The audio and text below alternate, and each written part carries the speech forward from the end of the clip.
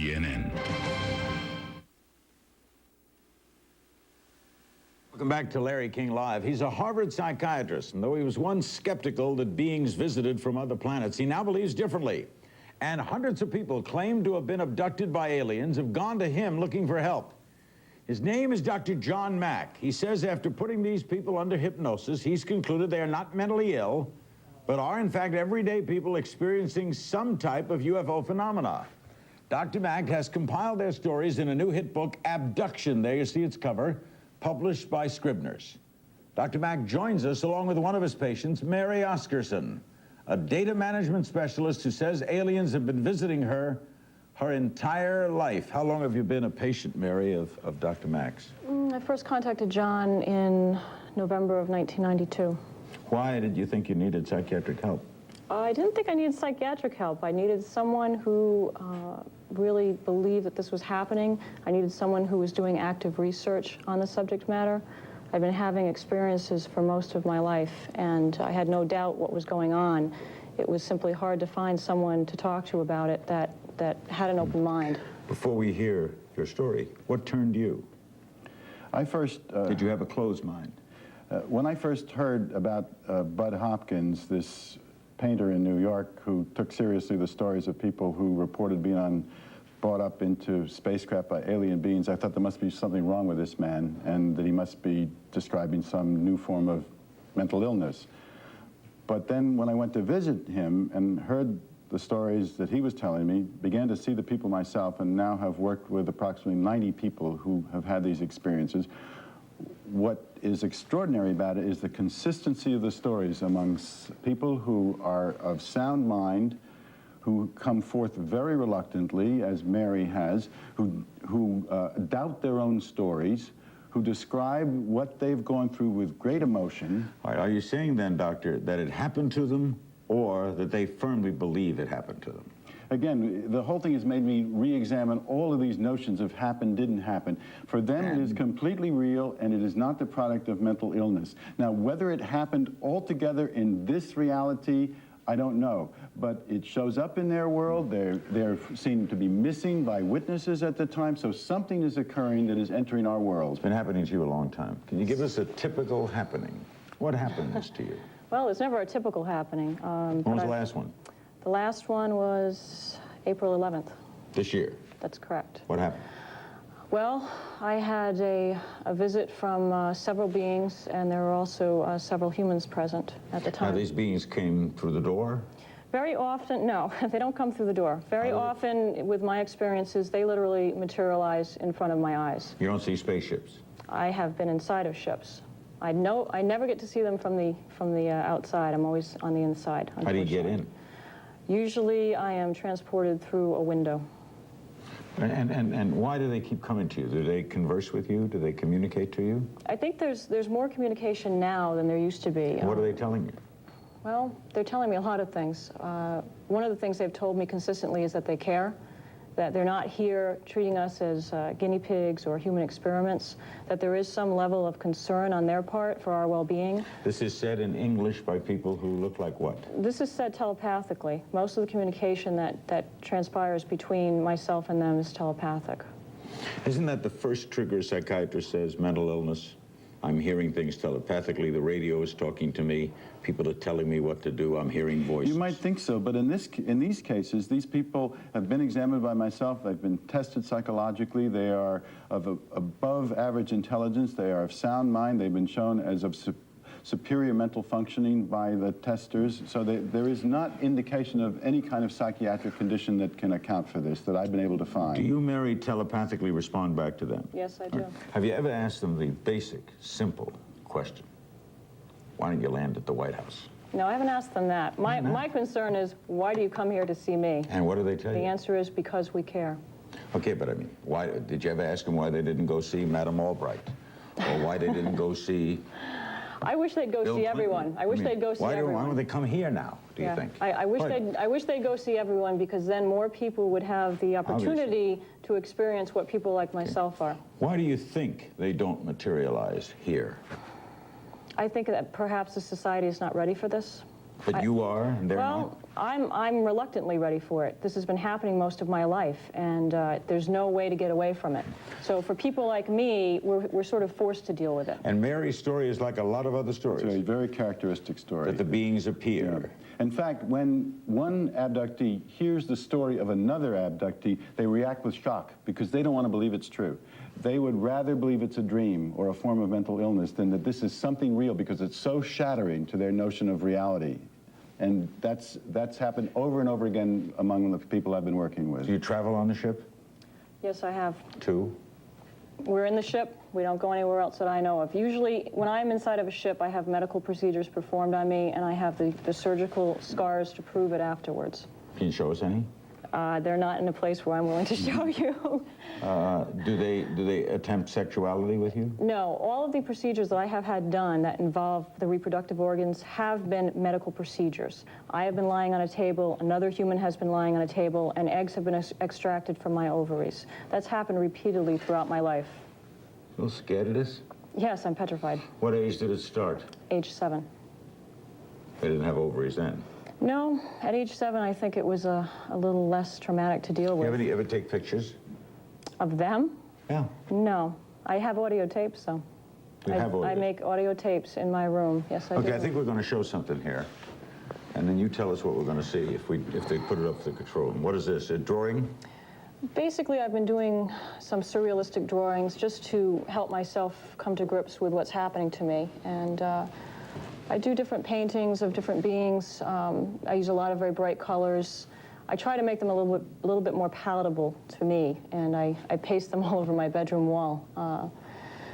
It's sort of, right, it's sort of my way of acknowledging what's happening to me. I spent the bulk of my life running away from it, the bulk of my life hiding it from everyone, Larry. And I think now's the time to sort of come out about this.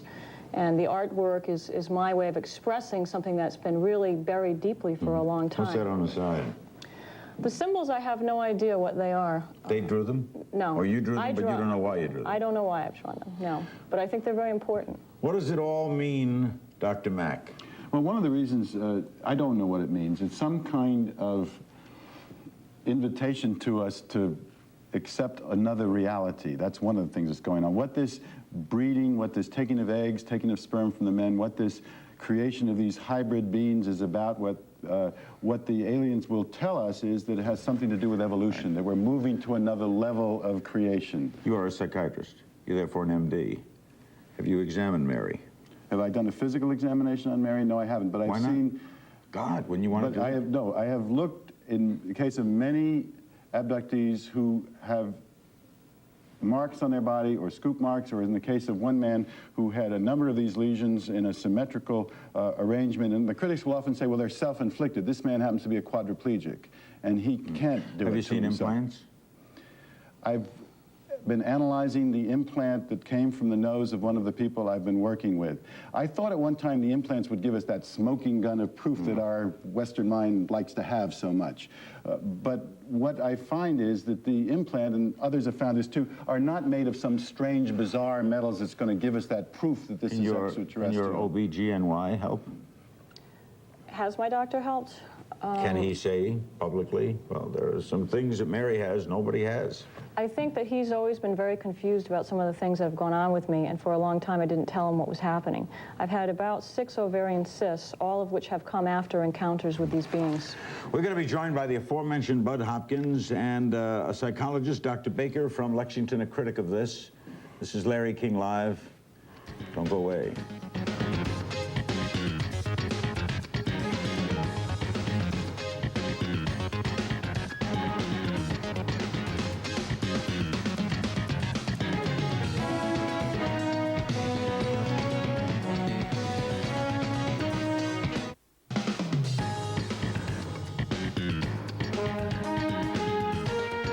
Now joining us, Bud Hopkins, a UFO investigator, the man who introduced Dr. Mack to the UFO phenomenon. And from Lexington, Kentucky, Dr. Robert Baker, a psychologist, retired, University of Kentucky. He says that Dr. Mack's patients are not visited by aliens, but are experiencing hallucinations called waking dreams. In all cases, Dr. Mack works with hypnosis, but not in your case, right, Mary? No. That's great. And Mary's not in the book. I think it's important to stress that at least 30% of the memories that are connected with this phenomenon are retrieved without hypnosis. The people remember it consciously. Hypnosis is simply a way of relaxing the mind so the person can fill out the parts of their experience that they have difficulty remembering and bring back the feelings. Bud, you've long been a proponent of this. Is this finally closer to the Hopkins dream come true? Well, what's essentially happening is that more and more people are realizing that this has simply got to be investigated. It's an extraordinary phenomenon, and an extraordinary phenomenon demands an extraordinary investigation. What do you more make people of are taking it seriously. What do you make of the Mack book? Well, I think that this has been a very, very helpful thing for the field, because John has gone out on a limb here, professionally and so forth. It's been easier for me to do this because as an artist, I haven't got tenure, so to speak, to worry about. Have your friends at Harvard laughed?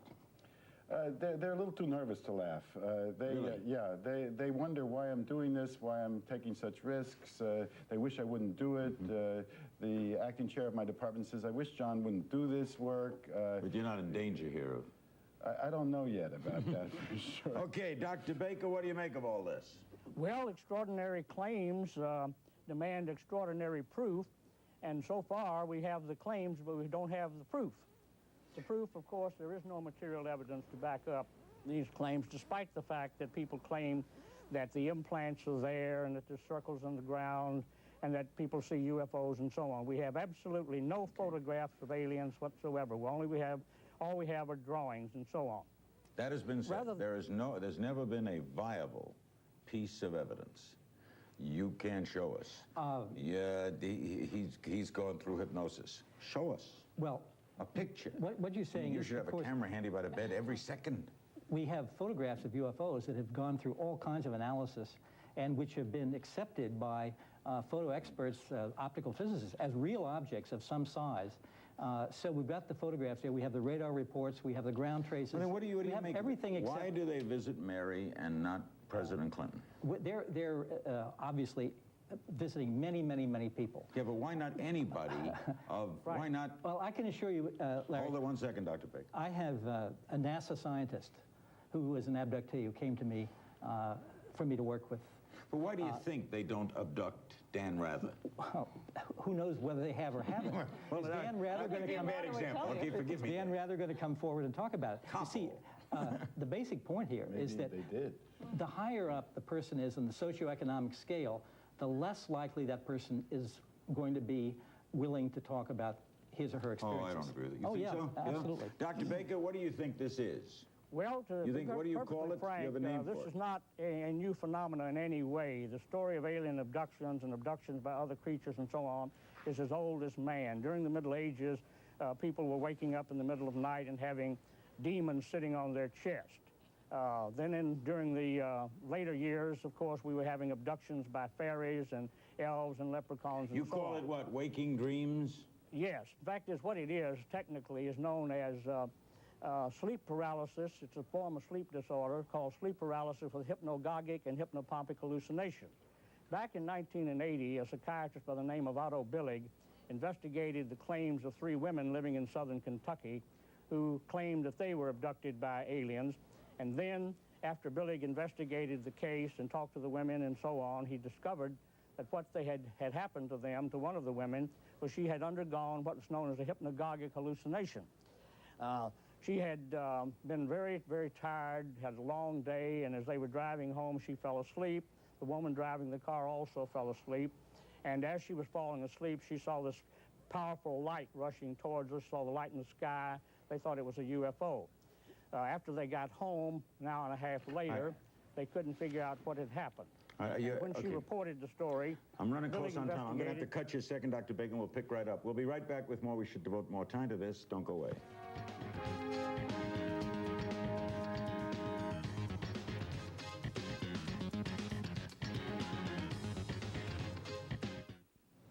Well, sorry time flies so fast. Mary wants to ask or respond to Dr. Baker. Mary, to Dr. Baker. I think it's important to note that in my case, there have been 4 separate individuals in the past 4 years who have witnessed things at my house during evenings when I've had abductions and encounters. They have seen bright lights, heard unexplainable loud tones, experienced between 20 minutes to 2 hours of missing time, woken up with strange marks, unexplainable marks on their bodies. 4 separate individuals. I don't think that 4 separate individuals are having the same sleep disorder if that's what he thinks this is. Dr. Mack? See, Dr. Baker's doing what a lot of critics do, is they take 1% of the phenomenon, maybe some sleep state of consciousness, they leave out the other 99%. The physical marks, the UFOs, the fact the person is missing, the consistency of the stories among various people, the occurrence of the phenomenon in children as young as 2 or 3 years old. All of that is just ignored in favor of a theory that takes a little fraction of the situation. Plus, Well, that's not Hold quite on, I'll have you respond. Hold on one second. plus we also have a That's not situation quite true. where 6, 7, 8 people are abducted simultaneously. And remember the entire experience. Well, Dr. Baker, if all of this is what you think, how could there be so much of it? Well, the I mean, this seems like problem there is must that be about 4 an to 5% epidemic of these dreams. 4 to 5% of the population has what we call sleep paralysis with hypnopompic and hypnagogic hallucinatory phenomena accompanying it. This includes, of course, when the people feel there's a weight on their chest, they're paralyzed and can't move. So you think they feel like Mary... they're floating. So All of this phenomena. You think Mary dreamt this? Yes, all of this phenomena is commonly associated with the hypnopompic dream, hallucinatory dream. And how do my completely dreams? false. Very, very common. And how do Very, my very dreams cause puncture marks, Dr. Baker?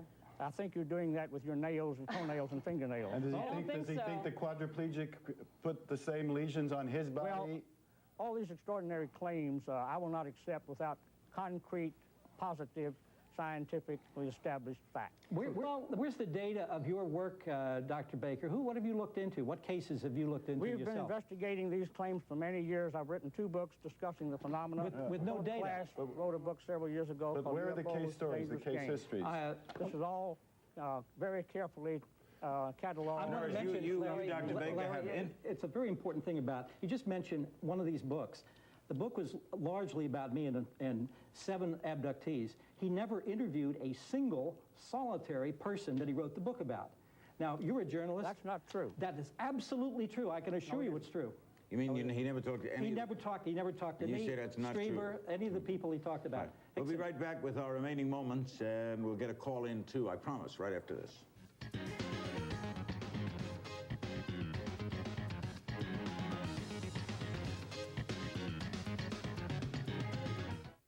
Woodland Hills, California, hello. Hello. Good evening, young lady. Good evening, gentlemen. I have a question, but I just wanted to say, first of all, Mr. Baker is primitive. My question is, first of all, why is it that the United States government under Eisenhower mentioned the aliens that were found, I believe 5 of them in the 50s, and then it was covered up and denied, and there's been so much hush-hush. You have a quote from Eisenhower, sir? I'm sorry? You have a quote from Dwight David Eisenhower on this? I don't have a quote, but I spoke to a military man who was in the military, and And what, you mean one guy told you something? yes, he told me that Why would you he was believe that? involved with the during the time in the mountains. Okay, well, maybe he was lying. He has no reason to lie. He was a top military man. Why would he lie? Okay, we have obviously got to do a lot more on this. And your purpose, John, is to... Well, these are very isolated people. Mary threatens to lose her job by coming on the line here to talk about this. This is not... People are thought to be crazy. I know airline pilots that have seen UFOs and been abducted. They don't want to admit it because they're afraid that they will be taken off their work. We're going to do a lot more on this. Thank you all very much for coming. We're out of time. Tomorrow night, from...